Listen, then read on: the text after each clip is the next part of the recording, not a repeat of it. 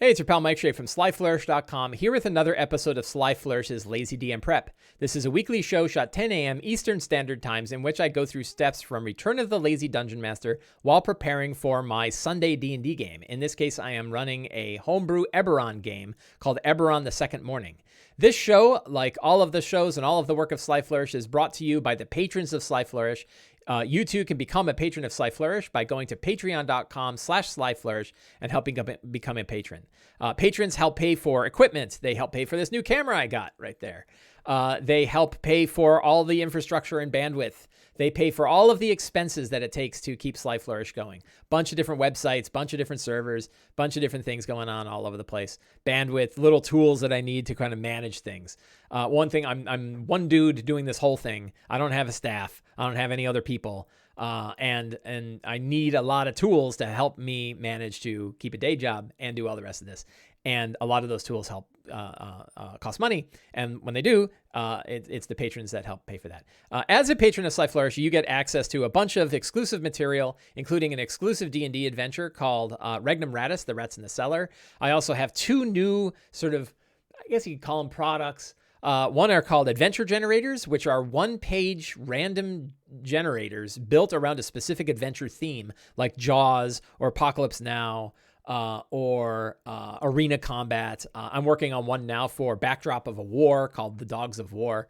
So there are these one-page generators you can use to sort of generate your own adventures when you need a Seventh Samurai, my personal favorite. I'm also doing Sly Flourish's Uncovered Secrets, which are one-page guides to help make D&D easier. Things that you can drop in place to just make it a little bit easier to run D&D games. These include things like the encounter building rule of thumb, a very easy way to do encounter building. How to run hordes is another one. NPC generators. I got a few different ones. Those are all available to patrons if you become a patron at patreon.com/SlyFlourish. So, where did we end? We ended in the middle of a fight. So, in our game so far, let's take a look at last week's game. Let's go to my Notion notebook. As always, my campaign is in I'm tracking my campaign in the tool Notion. If you go to Notion.so, you too can do it. There's also a template available. I'm putting in the chat for it's down in the show notes below if you're watching on YouTube, and if you are in the Twitch chat, you can read the article about how to do lazy D&D with Notion. Notion is awesome. I'll tell you, I've now been using it like 5 months or 4 or 5 months, and I love it. I love it so much. It's a great way to do. It's very easy for me to do game notes. Like it's easier than pen and paper, right? And if it's easier than pen and paper, it's really a good move. So we're gonna look at last week's adventure. That would have been the 8th. That sounds right. So they have arrived. So the current situation is that they are aboard the sentient warforged lightning rail called Karshak, a psychotic sentient lightning rail who blew up the city of Eston behind them as they roared off into the Mournland. They are traveling across the Mournland in Eberron on a psychotic train who's ready to just rocket them at supersonic speed into the city of Making and blow up both cities. The players would rather that not happen. They negotiated with Karshak and found out that Karshak had a mate named Mycenta who killed themselves. But Mycenta's memory crystal is still intact. And he says, if you can recover this and join us together, I won't kill us all. I won't, that's the only thing that makes me not want to die. So they negotiated and it worked out. And he said, all right, well, in order to be able to speed up and slow down, I have an engine that makes me speed up just fine, but slowing down actually takes a different kind of engine. And I need energy for that. And there's a dam called the Dam of Galifarian Kings that generates the energy I need in order to slow down. But it has 3 main waterways that generate the energy, and 2 of them are currently not active. So you're going to have to go into the dam and fix the 2 vents so that it generates enough energy to power me up. So they went to the dam. They opened the door, and it's full of ghouls. So they fought about 24 ghouls, and they proceeded to blow them away with a whole wide range of area attacks, which worked really well, but it still took a while. They summoned a Chasme. So one of the new tricks is that Shift, the Warforged Warlock, now has Summon Greater Demon as her new favorite spell. And she now summons greater demons. And it's a real trick because the demons can sometimes break free. So she summoned a Chasme, a CR6 Chasme, who like impaled a Ghast and killed it in one hit. And then they get rid of the ghouls, but then they have to what do we do about the Chasme? Because you can't just unsummon it, right? You can't just bust concentration and make it go away. You have to deal with it. So it's a dangerous thing to summon a demon like that. But she summoned the demon, and they got rid of the demon, and then they went further in, and they decided to go a direction my other group didn't, and they went to the north. They met a friendly ghoul named Raoul. I think I have a picture of Raoul. Yeah, there's Raoul, the friendly ghoul. And Raoul gave him a map of the place and told them where they needed to go and what they needed to do and told them what places to avoid. And then they said, well, come with us, Raoul. And then they kicked him into the engine, and he turned into, it was like from Fargo. He fell into the machinery, and that was the end of so he was killed. Yeah, so they did not trust Raoul. They expected Raoul was going to turn on him. And whether he would or wouldn't, who could say, right? It's hard to say. So then they went to the north. Let's go to our locations. And let's go to the Dam of Galifarian Kings. And we will open this up so we can see it.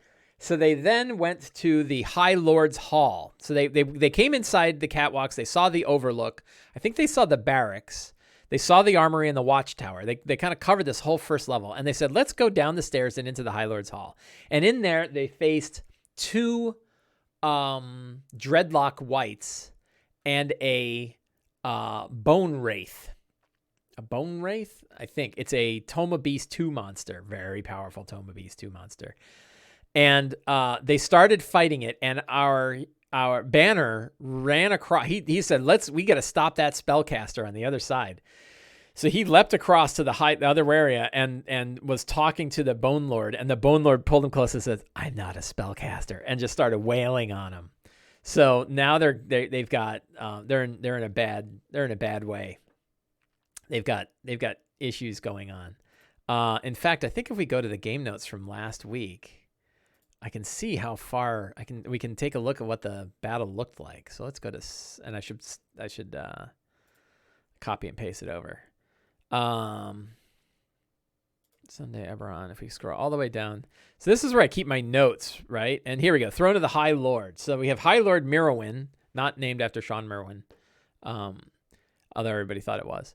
And Banner. And then we have a pair of Deathlock Wights on the other side, a Deep Crack, and then the other remaining characters. I think somebody wasn't there last week. Who wasn't there?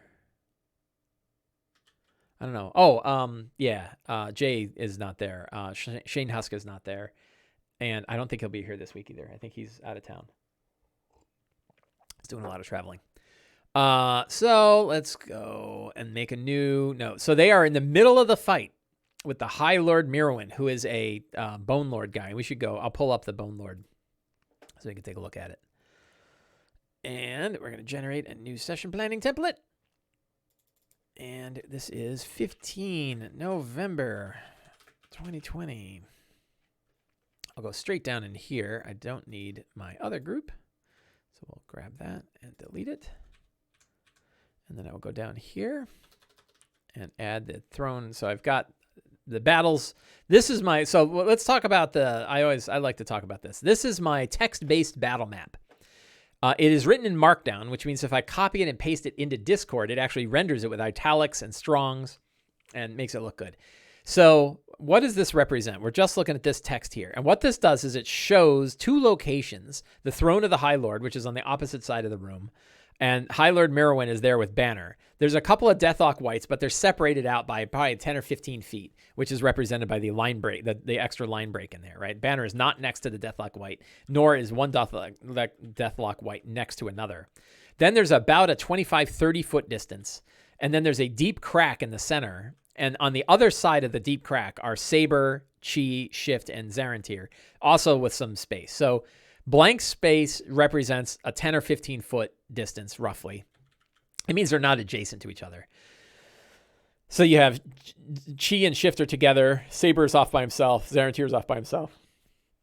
The Deathlock Whites are off by themselves, and there's about a 30. It's actually a little bit more. It's probably a good 50-foot distance because, no, it's about 30 feet, 15 feet across, and then, some distance between it. And then in the other area is like another zone, and you have the Deathlock Whites are separated, and then you have High Lord Merowyn, and he's adjacent to Banner, right? So that kind of gives you a pseudo-visual, it's a two-dimensional battle map, right? Instead of it's a one-dimensional battle. It's a one-dimensional battle map, right? It does not show left and right. It shows straight. So think of it like a Final Fantasy style battle where you have all the bad guys on one side, or Final Fantasy or Dragon Age, I think does it the same way. Dragon Age is like front to back, right? So think of it as like we don't worry too much about distance and movement. We worry about who's in the front and who's in the back. We were a little bit of like, how far do I have to go? Do I have to take a move? In this case, we have this like deep crack, which is 15 feet across, but anybody with a strength of 15 can leap across as long as they have some distance, right? So it means that it's like a couple of move actions. What did I say? What's the magic word? Is there magic words? I want to know magic words. So like Saber, being a monk, has no trouble probably running across in fact, he can run across the ceiling and get over to the other side. But like Chi or Shift, they might have trouble getting over there, right? And Chi's little rocket thing would probably, little flamingo gun will have trouble getting over there. So that's how the one-dimensional battle map works. And it's a really, I've been using it now for months, and I find it to be a really good, fast way of doing combat without getting too tactical. I'm sure my more tactical players would prefer a more tactical approach than I do in this, but it works pretty well. So anyway, so that's all set. Strong start. We were talking about strong starts before I started recording the show, and with good questions about like what are some good strong starts for cities and what exactly does a strong start look like. And I think the question really came down to like, how do you set yourself up for a strong start between sessions? And the answer came back with the answer that we kind of, I think, got to was it takes a little bit more work than I really thought about to set up a strong start for the next session. That if you end at the end of a fight and you sort of end at a big chapter break, it's hard to have that strong start next. But I would, and I'd still argue, like, you can go with the sort of environmental strong starts, right? Like weird weather or an event occurs or a party, cities in particular. Celebrations are a great one. Like, what's the current celebration that's occurring this day? Is there a big market festival? Like, what events are occurring that you'd be like, Market Festival Day, what are you doing, right? Or a big festival is going by, or weird ones. Cults are going through the streets doing cult stuff, right? And you're like, I don't know, they're not illegal, but it's weird. So I think that how to set yourself up for a strong start is probably an interesting thing to figure out. So strong start here though is High Lord. So even though I'm in the middle of a fight and I have a strong start, what could High Lord Merowyn do that would further complicate things? And I think it's going to be hard already, but why not make it really hard and drop some whites in? Summons whites. So now we're going to add 4 whites. Estenberg says, strong conversation on strong starts have been very helpful. Thank you, everyone. Yeah, good. I'm glad. Strong starts are a valuable tool. My big argument, it's the only time that a DM has control over the game is during the strong start. You're going to lose control right after that because players, but that when you're sitting down and you're like the first words out of your mouth, that's the only time you have control of anything. And that's your opportunity to set the stage for what's going on. And so I'm going to be a dick. And I'm going to have more monsters because I have the feeling those Deathlock Whites are going to get their asses kicked. And so having 4 whites show up down with the other people, that's going to shake everything up. Right? And they're going to be whites that were summoned from, they are Siren whites. I'm not going to make these whites particularly difficult. Like, normally, one of the things I think is lacking in whites I like whites a lot. I like powerful powerful undead knights, right? But they're kind of weak. For CR3, they're kind of weak. And the reason they're weak is that they have this life drain, right? And life drain, I have found out that life drain, I think this is in the DMG, that life draining creatures basically count for double the amount of damage they would do normally. So if a monster does 16 damage on its turn, if it's doing if it's doing 8 damage and a life drain, that's the equivalent of 16 damage. So the fact that it has a 5-point necrotic life drain counts as a 10-point attack. Yeah, but the problem is like its slashing damage is 6. So and because it has damage resistance to non-magical attacks, this all increases its challenge rating. For CR3, it's not nearly hard enough, in my opinion. And the way to make it hard, in my opinion, is to add the life drain to the longsword attack.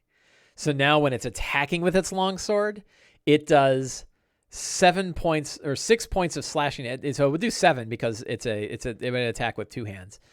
7 points of slashing and 5 points of necrotic, and it's a DC 13 save, or it's your hit point maximum is reduced. Right? Like add that life drain onto the longsword attack. And now it's dangerous, right? Now it's doing 7 plus 5 is what? 12. It's doing 24 points of damage around potentially. And of that 24, 10 of it, drains life. That's the way to have a strong white. But because I'm being a dick and I'm throwing extra whites into my game when they already have a bunch of monsters they're fighting, there's a dirty trick too. And now I hyperlinked white. See? Highlight text, Control V when you have a link in your thing, and it will link the word. This is a Notion trick. It will link the word to whatever you linked it to. So it's a way to link monsters really easily. So, yeah. So there's quite a few monsters in 5e that they hit below their weight class, if you ask me. And there's a few that hit higher, but most of them are lower. And the white is one of them that I think hits too low for its weight class. And a dirty trick for that is to put the life drain on top of the longsword attack. That works a lot better. So he summons whites. That's a strong start right there. Oh my God, we've got 4 more guys. We had 7 guys now. Time to summon a greater demon. So, but I didn't review the characters. So let's review the characters real quick. We'll go back to here and we'll go to there. And we got my Sunday D&D characters. So we have probably 5 characters today because I think Shane Husk is still out. So we have Zarentir Delander, Dragonmark member of House Delander, Storm Sorcerer, Storm Cleric, Storm Marked, all about the storms. I don't think there's... So Zarentir can probably recognize... So one reason to review the characters up front is that it's a good way to kind of build your secrets and your clues around the characters. So in this example... I can put in a secret and clue that Zarentir, that the energy is controlled by elementals, and those elementals are out of alignment, right? So this tells more about the dam, right? And he will have the opportunity to learn more about the dam, and I think that works really well. Saber is a shifter, monk of the 4 winds, and bounty hunter. And I think, so it's probably not going to come up in this one, but I'll drop the secret that Saber knows Needle. A bounty hunter of House Thorani.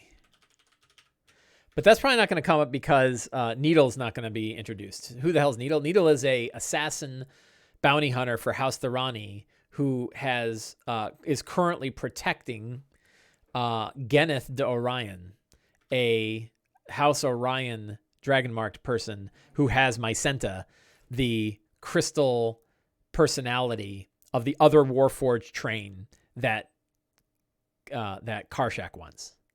I know. This is what happens when you have campaigns that go on a long time. You get a lot of complicated connections, but it'll come up. But it's probably not going to come up in this. It's not going to come up in today's episode, in today's session. It's probably going to come up in next week's session. But you never know. Things could go quick. But the idea that he's connected, that she's connected to Saber, I think will work really well. Shift is a warlock, warforged, one of the first warforged ever created. She has a brother named Crash, and I think the secret is Crash is still in Shift's mind. He copied himself over. She can't get rid of him that easily. So I screwed up. When you have a complicated, this is where some of the lazy DM techniques can break down. The lazy DM techniques, in my opinion, and in my experience, and from reading and talking to lots of people who have used them, they work really well to be able to help prep a game quickly. They are not great. The principles of the lazy DM are not great for keeping track of a lot of campaign threads that go on for a long time. And I'll screw up. And one of the ways that I screwed up is that I mixed up Crash's crystal with the crystal that Crash had taken, which housed Chi's father. And Crash had told Shift that he was the only one who can unlock the dodecahedron. And then it turned out it unlocked itself. And then suddenly she's like, I don't need Crash anymore. And she pulled Crash out of her brain and flicked him away or put him in a bag. And I was like, man, I had this really cool NPC. And as soon as she found out that he was no longer needed, she ditched him.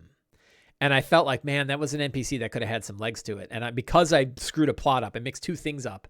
A thing happened a long time ago, and I just got them confused. And when I got them confused, I made something easier than it should have been. And then one of the NPCs lost all this leverage that he had. And as soon as he lost the leverage, he was out of the picture. And I need him to get the leverage back again. And so I don't need to. Like, I could just let him go off screen, but I think there's more there. So the idea that Crash is inside Shift's mind, I think is... yeah, it was cool that she kind of pulled him out of her head. Her brother, right? This is her brother's memory crystal. She pulled him out of her head and dropped him in the bag. The problem with that is, like, she may never bring it back up again. And, I think there's more there. So I think the idea, though, that there was a moment where she broke the firewall down between her and Crash. And I think I always think of him like AI, right? And he probably copied himself over, or maybe a part of him over. So the idea is, like, he's not gone, right? That the crystal actually was empty. So I think that might be a neat thing. It's railroading because does it remove her agency and her ability to get rid of him? I don't know, but he's such a cool character. I don't think she'll mind. I don't think the player will mind. She kind of digs that sort of stuff. So I think it'll be okay. I just got to find the moment to reveal that. So that's Shift. Banner is a warforged paladin of the Becoming God. He met fellow members of the Becoming God earlier, and I don't know that there's any major issues there. He is a former, so this is a secret, that the Lord of Blades is active in making. So the city that they're heading towards, the Lord of Blades is active there. And that's important because Banner used to be a member of the Lord of Blades and then left them because they're a bunch of psychos. Shane Houska isn't going to be there, which is a bummer. He's a great character, great player. But he is the player is traveling and cannot play. And then we have Arwen Chi Sizu, whose father is inside Banner now. So Banner has a docent. So a secret is that Karshak needs the docent. Currently houses, what's his name? Harun Sizu, who is Chi's father.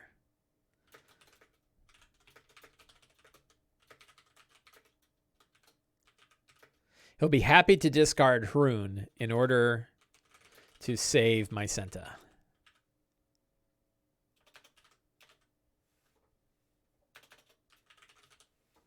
I don't know how the hell I spelled my Senta. Oh, come on, search. You can do it. There it is. Right? So there's a docent is an interface between the memory crystals of Warforged and their bodies. It's like a SCSI connector. It's like a eSATA. It's an eSATA connector. And they have a docent, and inside the docent they've put Hrun. And so Hrun is talking to the group. Hrun is Chi's father and knows a lot about a bunch of things. But the truth is that Karshak wants the docent empty. He doesn't care about Hrun, which means they're going to have to make a choice about what they do with Hrun when it comes time to put my Senta in the docent and give it to Karshak. It's going to be really interesting. So, yes, that's fun. And that, I think, is the last character. So you can see, like, I picked up 5 secrets just by thinking about the 5 characters, right? And I think I've got one for every one of them. Shift, banner. Yeah, every one of them has a secret. It's a cool trick if you can pull it off. Today it happened to work out. Can you develop one secret for each character? Now you're really integrating the characters in the story. I think that's a powerful thing. So the scenes are pretty straightforward. We have the fight with High Lord. Fight with High Lord Merowyn. We have traveling down into the dam, turning on the whatever they call them. We're gonna call them vents. There's a name for them. What are the things? Somebody want to Google this for me? What are the name of the things where water pours through? I mean, the turbines, right? But when you have a big hole in a dam and water comes through the hole, what is that hole called? Returning to Karshak and then heading towards sluice gate. I thought a sluice. Yeah, sluice is what I was calling them before, but I'm not sure if that's what they're actually called. Heading towards the name of the other town. Oh gods, let's go here and go to locations because I just pulled it up. Some names just don't stick. Farragon. Towards Farragon.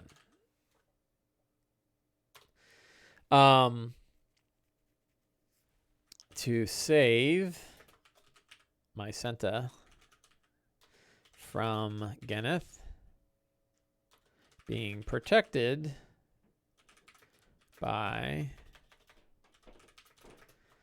Needle.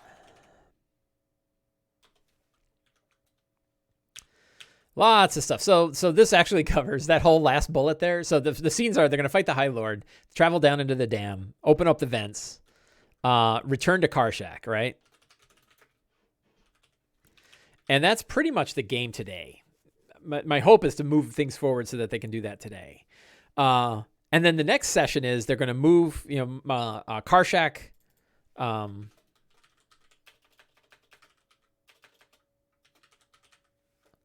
Karshak roars towards the city of Farragon so the characters can save my Senta from Geneth D. Orion, who's being protected by Needle at the Academy. At the Academy of Eberron. That's a whole adventure right there. That one bullet is a whole big adventure. The good news is I ran that whole adventure for my other group, so I'm already pretty well set there. We're going to talk about that today too. About yesterday was my. I tried to spend my creative energy yesterday focused on. That sounded pretentious as hell. Sorry. I tried to spend all of my non-video game time on. Trying to think through all of the further locations for this campaign. And so I can talk about that. And I got good progress that way. So, secrets and clues. So, what other secrets and clues do we have? I've got a bunch already. So Geneth. I don't know if this is going to come up in the dam. Geneth the Orion hunted for my Senta.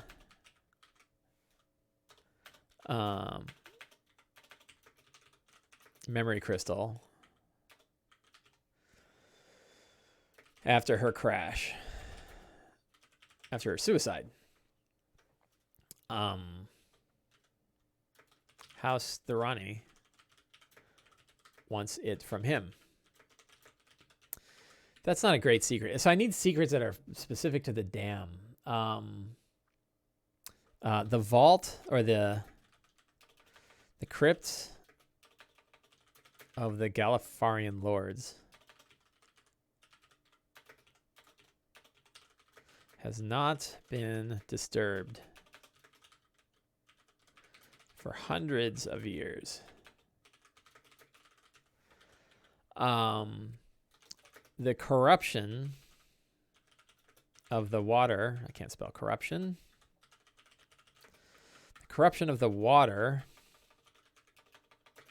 in the Mournland has, what is it called? Corrupted the elementals that once ran the dam. What else? So I got 2 secrets remaining.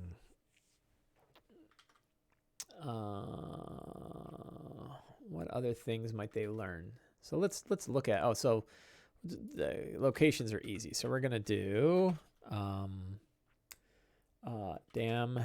of Galifarian Kings, and we're going to do Faragon, and we're going to do Karshak.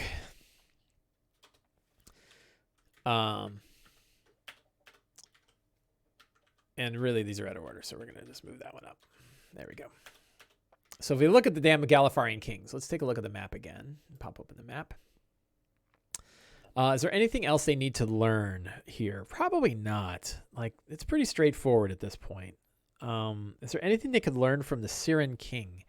So I think they've already learned it, but I can certainly drop it into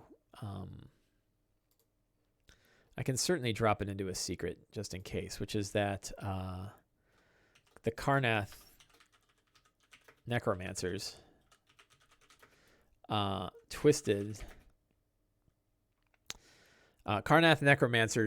twisted the murdered and reanimated. I know they already learned this. Murdered and reanimated the High Lord to break the spirits of the local Siren population.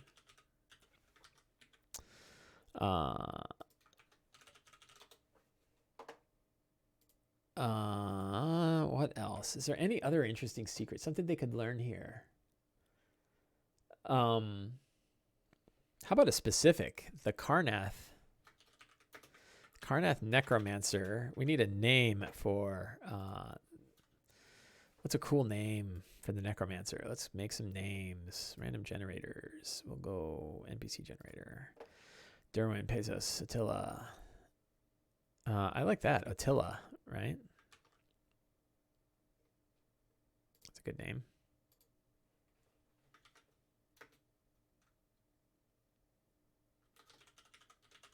Attila Bloodborne. Murdered and reanimated. Attila's Rod. She was a warlock. A death warlock.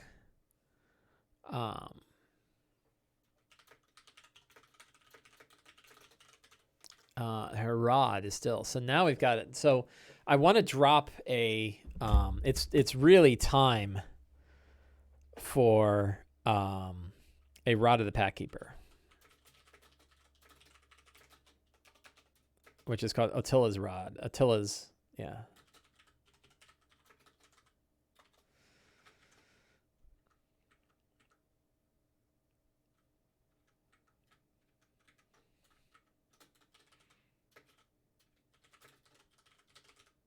Rod of the Bloodborne.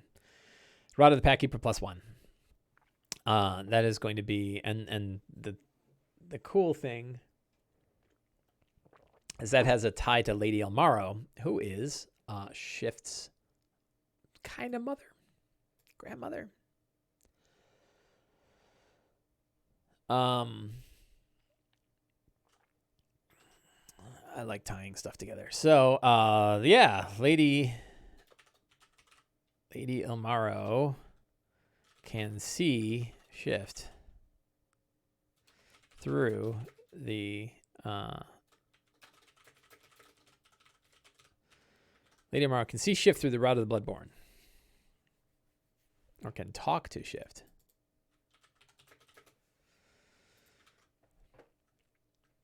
There's a secret. So I want to bring Lady Omaro back into play. Lady Omaro is the head of the Emerald Enclave, or Emerald Enclave. Head of the Emerald Claw. Who the hell is the Emerald Enclave? Oh, that's the other group from Forgotten Realms. I wonder if they're the same.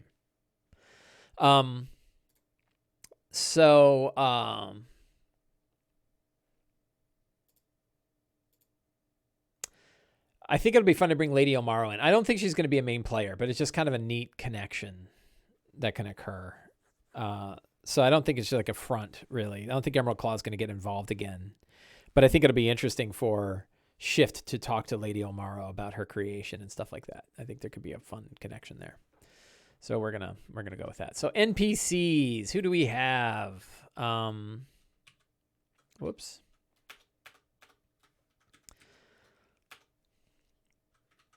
I screwed this up completely. Why is this? Yeah. There we go.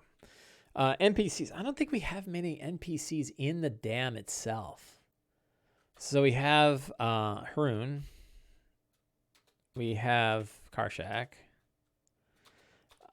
We have Lady Omaro. We have Crash. She's the sequel hook. Yeah, maybe. Any other NPCs? We have Deloise. Deloise is Crash's, or as Karshak's conductor. I think that's probably good. We have Geneth. We have Needle.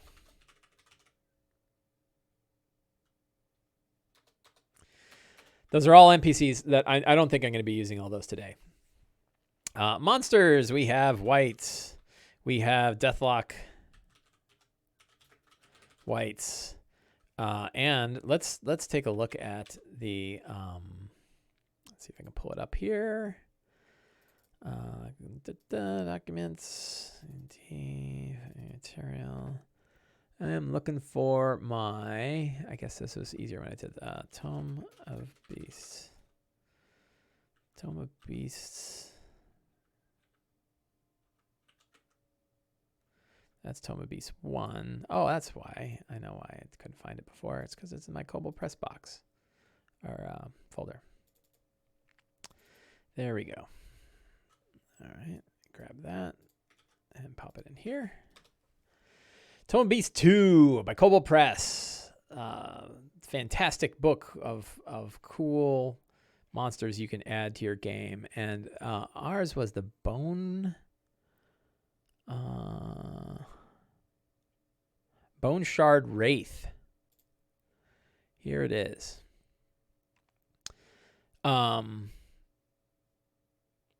So let's see, Windows Shift S. I'm going to grab a snapshot of this so that I can paste it into a page in my, so I can do, whoops.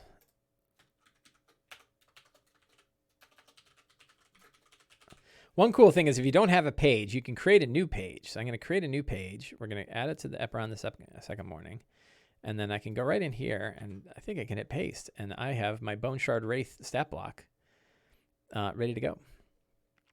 And what I can then do is take the Bone Shard Wraith and drop it into the campaign database. And now it's a database entry. So now if I go down here and I click on Bone Shard Wraith, I don't know why it has this icon. I can add a better cover. Let's grab it. I'm not sure why I'm making an icon. In fact, I don't want to make an icon. Icons are dumb. I lost track where I was. So we'll just remove. There we go. But now I can tag him as a villain because it's a database entry. And I think that was the full. Yeah, it's just missing the. Let's try Windows Shift S again. Because I lost the title. Why did that? Oh, that didn't work. Windows Shift S. Grab that. Here we go. Sorry, this is super boring, but I'm just grabbing a screenshot so that I can paste it into my delete. And then there we go. So now I got a stat block. I don't recommend doing this for like every stat block. I'm sure some people out there are like, hey, cool, I can grab snapshots of everything. Don't bother. Just link to D&D Beyond or link to your, I link to D&D Beyond. And it just saves so much time. It's worth like whatever it is, the $26 for the monster manual is totally worth it in D&D Beyond just to be able to like link to things and not have to copy and paste stuff everywhere. So I have a Bone Shard Wraith. It's linked to my database. Look, it's got a backlink. So I go doop and go right to the backlink. Any other monsters? I have clay golems. And I have another Tome of Beast monster. I think they're called the Corrupted Elementals.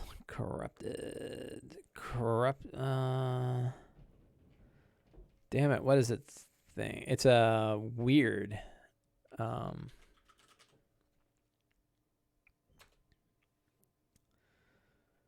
oh boy.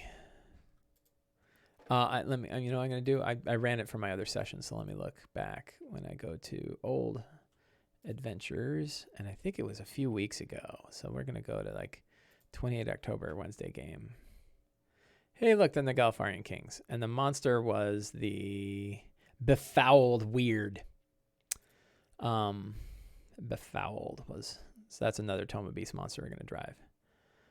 Befouled Weird. Where is it? There it is. Befouled Weird. So here's another cool monster. And let's see, close that and wait for the little window thing to go away. And then Windows Shift S. And we'll grab a snapshot. Just an easier way than me having to go pour through the book again. Go back into our thing and create a new page. I don't know how to spell befouled.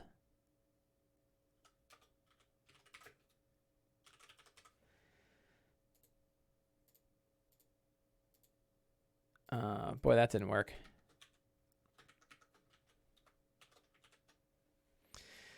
New page. I guess I made a subpage. Whoops.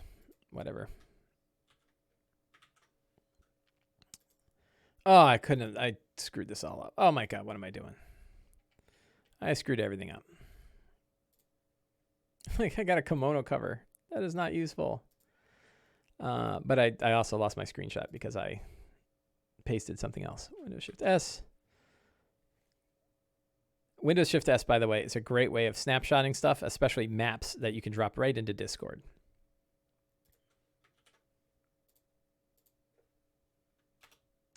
Now I've got to be fouled weird. Stat block. So, granted, it's a subpage, but whatever. So I can close that one. That was the old one. So now I have a subpage in here with a befouled weird. I think that's it for monsters. I think I'm good. I'm good on monsters. I already have the white up, so I'll do the white. I'll link the white, and you can go and I can do Deathlock white. I gotta say I'm not impressed with Deathlock whites as a monster. They're not the coolest, most effective monster. What happened there?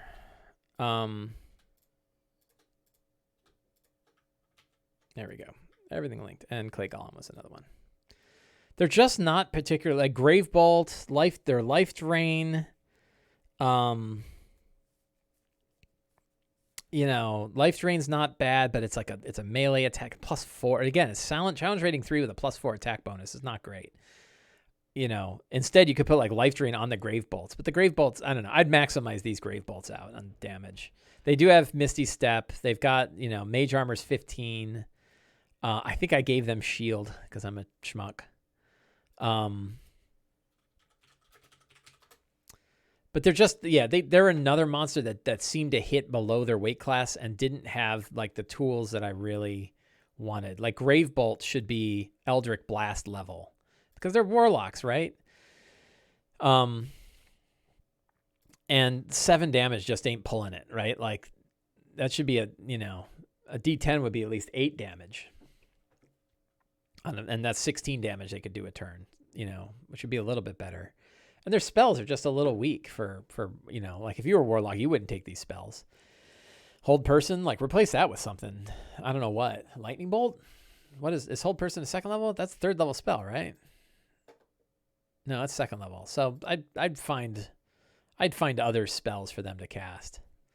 What level spellcaster are they? Wait, name spellcasting. It doesn't say what level spellcaster they are, but you can kind of judge from what spells they've got. And it looks like they are 3rd level. They just don't feel particularly strong to me.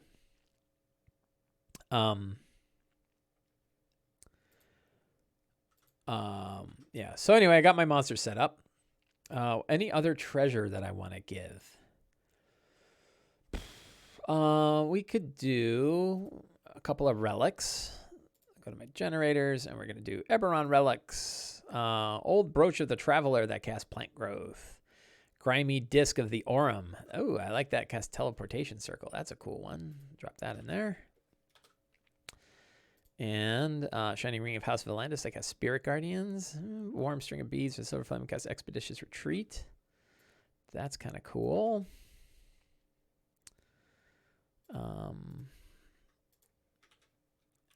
And we'll go to our good friend Donjon, and we'll do treasure, Donjon, random treasure.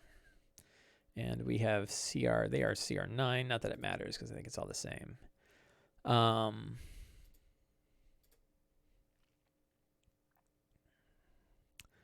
Cloak of the Manta Ray is totally not useful in this place. I'm just looking for interesting magic, interesting potion, or interesting magic items that they might get. Pour potions of healing.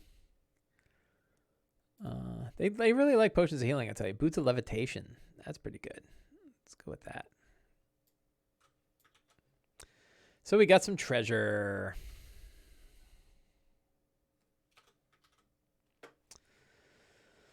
Boots of Levitation to be a fun.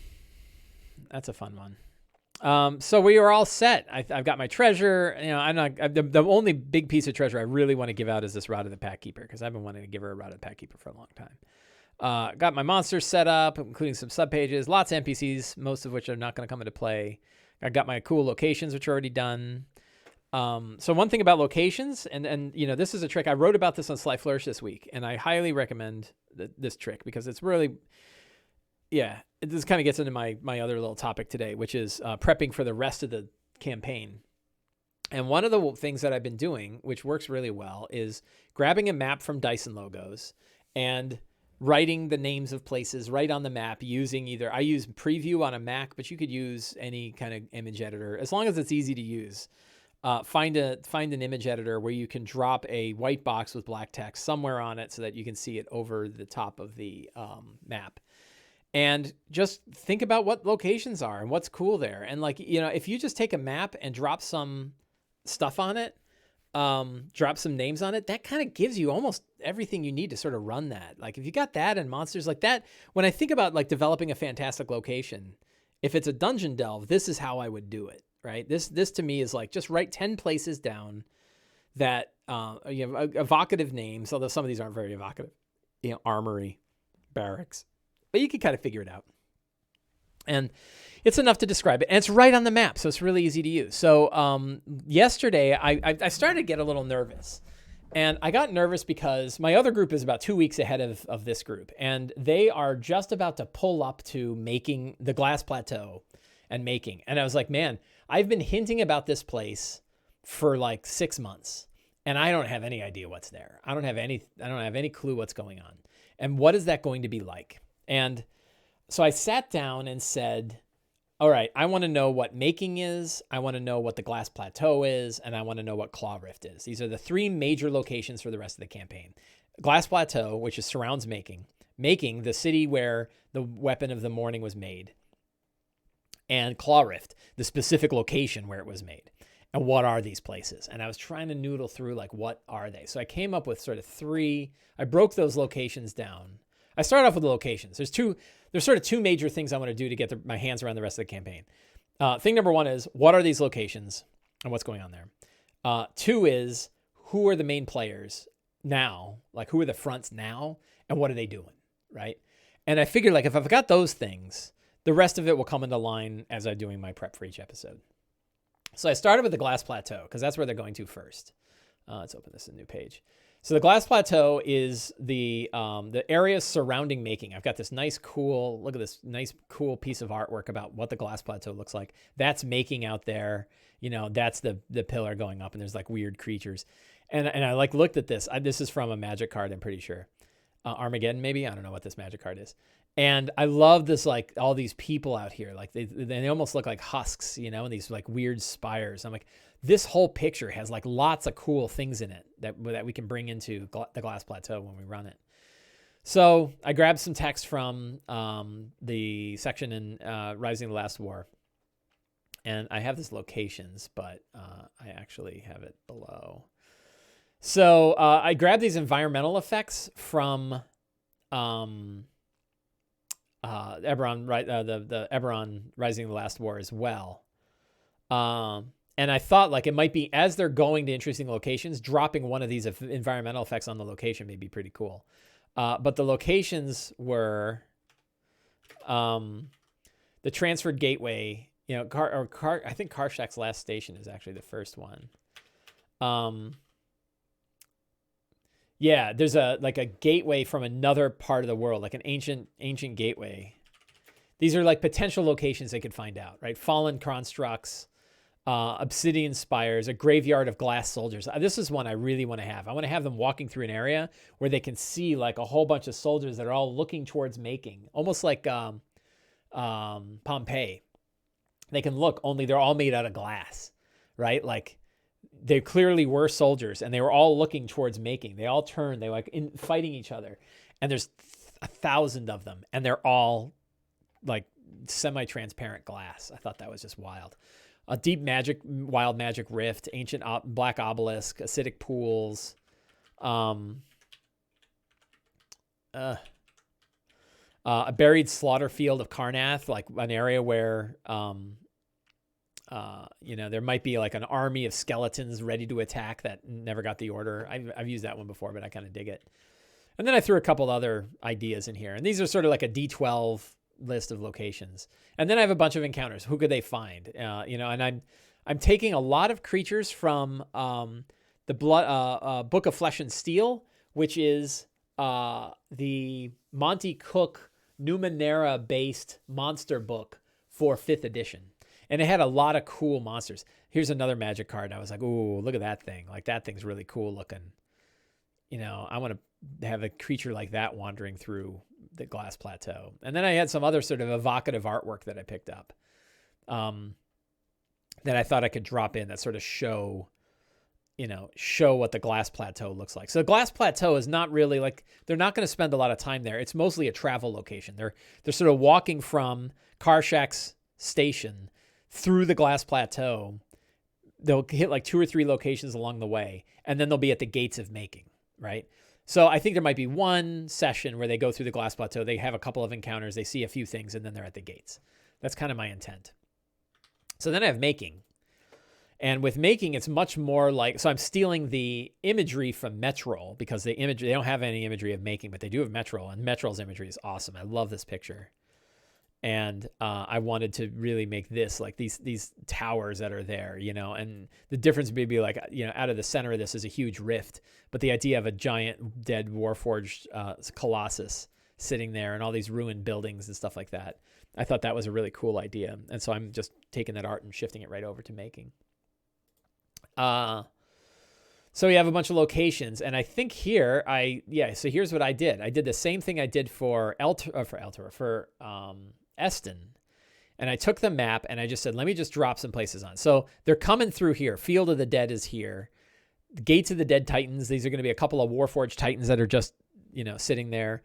There's a living weird spell that's kind of floating over the city doing weird stuff.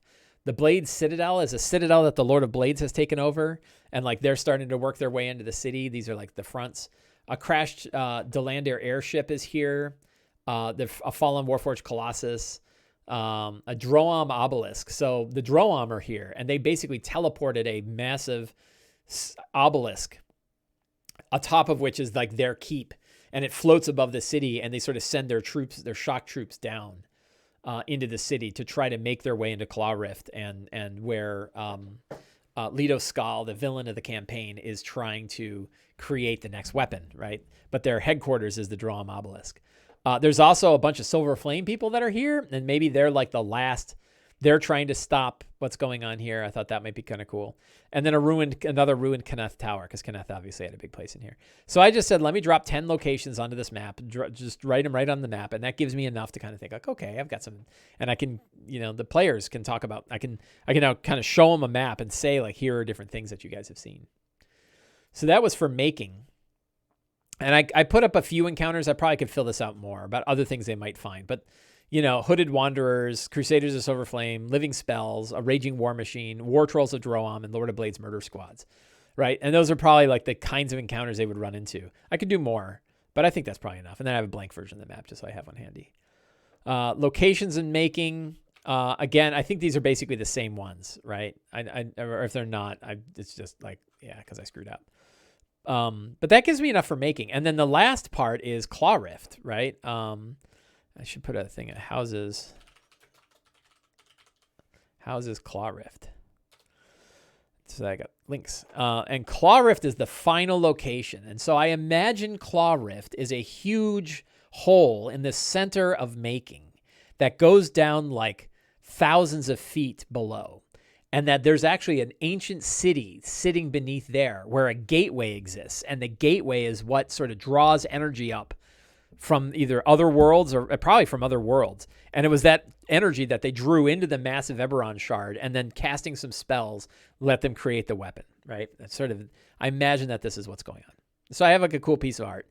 And then I kind of figured it out as 3 levels. It's sort of like my own mega dungeon that I'm creating here, right? And the mega dungeon is, you have your top level, which is sort of the construct that surrounds the well. And it's like Chernobyl. You can't, if you go into this chamber, you're going to get disintegrated, right? The energy that's pouring through this thing is so bad. You can't just climb down the hole and get down there. But there are elevators here. There are old lifts that still work. So you can make your way through these chambers and get to the lift, which is probably on the far side. The lift takes you down, hundreds of feet to this like other broken down section. The lift stops here. Then you have to sort of make your way through here. There's all kinds of insanity here. You actually cross over part of the rift here. Super dangerous. Make your way to the other lift on the other side. And that takes you the rest of the way down to this huge labyrinthine city. And it's down here, probably right here is where the business is taking place. So the characters have to sort of make their way. Not filling all this crap out, but I love this map. Great big Dyson map. Look at this size of this, so much detail. Could go on forever with this map. And this is the city that they go into, the ancient city. I don't know what the hell, who made it. I think it's probably the city is now certainly overtaken by Zoriat. And maybe it's a Zoriat city that made its way here, or Zoriat cultists from hundreds of thousands of years ago made it, or something like that. I don't know. I'll keep thinking that through. But they make their way through the city, they get to it, and then probably the final conclusion is going to happen in this little room right here. And that's where Leto Skal is there with other people, and they are working on opening the gateway, and the gateway has to be closed, or the weapon of making gets made, and terrible things happen. And then this I thought might be like another, I'm keeping this handy as a potential final location, depending on how things go. So I'm like, I have the maps. I didn't draw out all the locations. I didn't drop names on all of these places of what they might find. I can kind of worry about that later. But I feel like I now have some good material handy for filling out the last part of the campaign, right? I at least have like the components that I need, and then I can add monsters, and situations are going to change. My own views are going to change about what I want to do. But I've kind of got those locations ready to go when we go. And we could talk about that more as well. So it looks like I'm all set for today's game. I'm slouching in my chair again. I probably need to move that camera next time. So, I'll work on that next time. Yeah, so I think I'm all set. I feel confident for today's game. Today's game is going to be an easy one. I feel less confident in my Wednesday game because they're going to go to the Glass Plateau. So the tricky bit here, and you guys are getting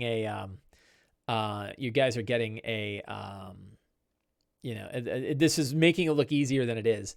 And it's because I'm actually doing prep for my Wednesday game, and my Wednesday game and my Sunday game are headed in the same direction. So I'm often prepping things I've already prepped. So like the Galifarian Dam, I already had that. I was ready to go. So, a couple more questions here, and then we'll go up. What is a Droam? The Droam is a monstrous empire in Eberron. They are an empire ruled by 3 hags known as the Daughters of Sorakal, and they are one of the major players in my Eberron game. The Daughters of Sorakal have allied, Leto Skal has returned. Leto Skal is the main villain in my campaign. He's an Oni that wants to make the weapon of mourning so that he has power over the world. And he lost enough face that he now allied himself with the Daughters of Sorakal, who said, get it for us. And if we have the weapon of mourning, we can use it to get ourselves ratified as an official nation among the Treaty of Thronehold, which they want. So it's a political piece. Anyway, so I am all set. I feel confident in my game. I hope you guys have enjoyed today's episode. Thanks to all of you for coming. Thanks to the patrons of Sly Flourish for making it happen. And I will be back on next Sunday, and we will see how things went. Thank you very much. Have a great week, and get out there and play some D&D.